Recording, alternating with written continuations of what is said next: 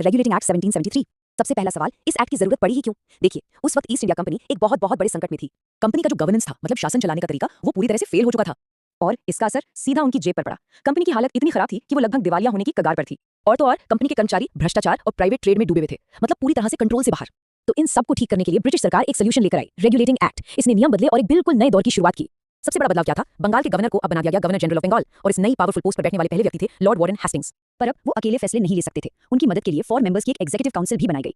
और ये बहुत बड़ी बात थी, क्योंकि यहीं से भारत में सेंट्रलाइजेशन की शुरुआत हुई। बॉम्बे और मद्रास के जो गवर्नर थे, अब वो बंगाल के गवर्नर जनरल के अंडर आ गए। अब इतनी सारे नियम कानून लागू करने के लिए एक कोर्ट तो चाहिए, है ना? तो इसीलिए 1774 में कलकत्ता में एक सुप्रीम कोर्ट बनाया गया। इसमें एक थे चीफ जस्टिस और उनके साथ थे 3 और जज।